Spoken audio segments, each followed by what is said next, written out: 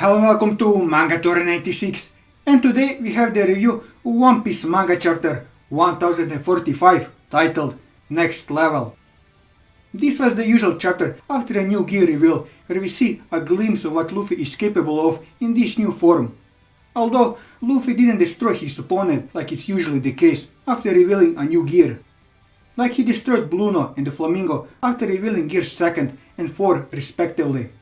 With Gear 3 being more similar to this chapter, although I do think that he did more damage to Lucci with Gear 3 than he did to Kaido here. With this chapter more focusing on the wacky stuff that Luffy can do now, especially how Kaido's attacks affect him, as opposed to him dealing out the pain. But that's not to say that Luffy didn't have some impressive attacks in this chapter either. Now let's save all that for later and start at the beginning of this week's chapter. One Piece was on the cover of Jump this week, where Oda didn't miss the chance to take advantage of all the hype that is going around Luffy's fruit now. That's why we got a cover with Luffy and his fruit. The color spread, on the other hand, is more of a promotion for a campaign that will go on in Japan for the 25th anniversary of the manga, so there really isn't much to talk about it. Going into the chapter, we start where the last chapter left off, with a face-off between Luffy and Kaido. Well, calling it a face-off isn't really the right word to use here, as Luffy is just bouncing around on the ground that he turned into rubber, like he's on a trampoline, with Kaido trying to make sense of what is going on with Luffy. He mentions that Luffy being able to turn the surrounding area into rubber is the awakening of a paramecia fruit, where he also mentions that the way that Luffy transformed is something that only zone fruits can do. So with this, it is safe to say that Kaido doesn't know about the Nika fruit, or at the very least he doesn't know what it can actually do when awakened, and because of this he doesn't recognize it. Either way, the theories that Kaido knew what fruit Luffy actually had and tried to forcibly awaken it do fall apart with this opening page. Luffy also heard Kaido's deduction on his fruit, but apart from a question mark from him, it doesn't seem that he took Kaido's words too seriously. Either way, Kaido goes to eat Luffy, and after a bit of a struggle, he manages to swallow him whole. But just seconds later, he regrets this decision dearly, as Luffy proceeds to go wild in Kaido's stomach. I really don't understand Kaido here. He has so many attacks on his disposal, and yet he decides to go and swallow someone who he wondered what's the deal with their Devil Fruit power just a second ago. It's not like anything could go wrong here, right? Wrong, as from the looks of it, Luffy proceeds to rearrange some of Kaido's organs before using his balloon inside of Kaido. First of all, Luffy is still saying Gomu Gomu no before an attack that he uses. This was expected considering that he still believes that he has the Gomu Gomu fruit. But I hope that he will keep this, even in the case of him learning what fruit he actually possesses later in the story. The second thing of importance in this scene is the Gomu Gomu no balloon itself, as we clearly see that it has changed considerably. What I mean by that is that when Luffy used this technique previously, he used it to deflect attacks or to slow down his fall if he was falling. But the thing that a balloon can do, and that's to float up into the air, he couldn't do. That is, until now. As now, he can float up like a real balloon when he uses this technique, but it's also strong enough to make a giant dragon float as well, as Luffy is still inside of Kaido. With Kaido helplessly floating up into the sky, Momo and Yamato are just in time to witness this, with them taking first row seats to witness the finale of the fight that will determine the fate of Wano. If that wasn't enough, Luffy displays another ability, and that's he can make his arms pass through another person's body, like Perona's ghost can, but in Luffy's case it's physical, so I guess it hurts the person that he uses it against. If that is the case, poor Kaido, as Luffy's arms go through his eyes to grab his nose and use a rocket to escape through his mouth. Truly a cartoonish power, where it's a waste of time to make sense of it. With Luffy finally free, he proceeds to make a lot of people happy that theorized that he could potentially do it, and that's to turn into a giant.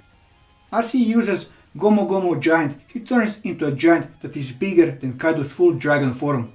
Where, as impressive as the panel of the giant Luffy is, the fact of the matter stands that he really didn't do much in this giant form in this chapter. So seeing what the giant Luffy is actually capable of, we'll have to wait later to happen in this fight or another fight entirely that Luffy will have in the future. As in this chapter, after turning giant, the first thing that happens is that Kaido bites him. With Luffy in this size, now this strategy of Kaido makes sense, which is something that can be said of the beginning of the chapter. Where it doesn't take Luffy long to take the upper hand and, let's be honest, embarrass Kaido, as he uses him as a jump rope while they're falling towards Onigashima. Well, I don't think that anyone expected to see Kaido in this situation ever, but it happened. So Kaido can now add the epithet, the strongest jump rope in the world, to all the other epithets that he has. As Kaido doesn't want to be embarrassed anymore, he uses his borrow breath at point blank range and sends Luffy flying. We see a comically scorched Luffy, who by the looks of it didn't suffer any real damage from Kaido's attack. After that, he proceeds to run like a road runner on the air to make it back to Onigashima, with him leaving a trail of fire in the air. No matter how comical this scene is, it does remind me of Punk Hazard, where Luffy also ran so hard that he left a trail of fire behind him in order to make it to Caesar as quickly as possible. So far, from what I can see, if we exclude Luffy's gears, Skypiea and Punk Hazard are the two arcs where Luffy's true fruit was hinted the most. But this can always change with us seeing more of what Luffy can do in the future. After he makes it back to the island, he is greeted by Kaido's Ragnaraku, which sends his huge head flying down to the life floor. But as it was the case with all of the other attacks that Kaido used in this chapter, despite Luffy yelling that it hurts, it really doesn't seem that way in the panels. Anyway, Luffy makes everyone down on the life floor freak out, with Law, Kid, Chopper, Nami and Tama's eyes popping out of their heads after seeing him. Kaido remarks that what Luffy is displaying is interesting and just like out of a picture book, but if that is everything he has, it won't be enough to defeat him. We see how Luffy transforms back, where he looks even worse than he looked at Whole Cake, waiting for Sanji to arrive with food. This even shocks Kaido.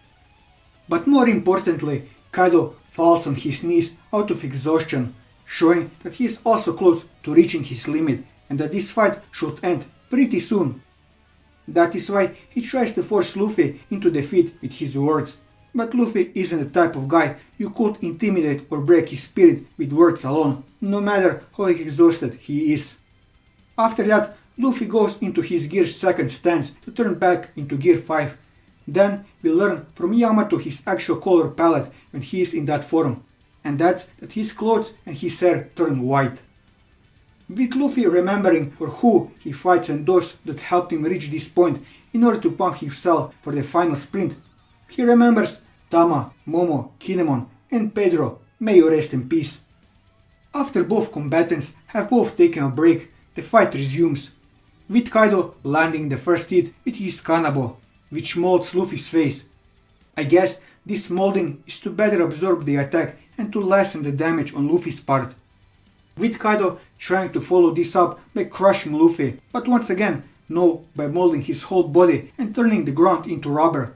Luffy, once again, by the looks of it, manages to absorb most of the damage, so even if it hurts him, it isn't as bad as when he was hit in base or any other gear form.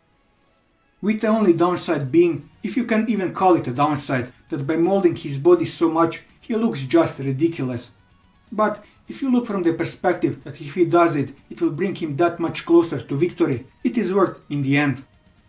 After Luffy has some kind of countdown, he launches himself at Kaido for an attack. But before the attack lands, we get an interesting inner monologue from Kaido, where he in detail explains what he observed from Luffy in this new form. First of all, he turns all white while he is in Gear 5. This is something that Yamato mentioned just a couple pages ago. But in addition, here we learn that apart from turning all white, Luffy is also coating himself with both armament and Supreme King's Haki in this form, with the addition of him being able to turn the surrounding area into rubber. Kaido then says that in all his life he hasn't seen a fighting style like this, with him even getting second thoughts on his unbeatable record. With Luffy punching Kaido, the punch passes through his head like Luffy's hands passed through his eyes earlier in the chapter. with Momo and Yamato being shocked from the scene unfolding before them. Kaido falls to the ground with his eyes widen out, with Luffy stating that this is fun, right Kaido? We end this chapter. Now, I don't think this is the end of the fight, despite Kaido falling with his eyes widened out, as this isn't the first time that something similar has happened in all the fights that Kaido has gone through on Nigashima. In addition, Oda himself said that Luffy can't beat Kaido by punching him hard, so there is still more to come.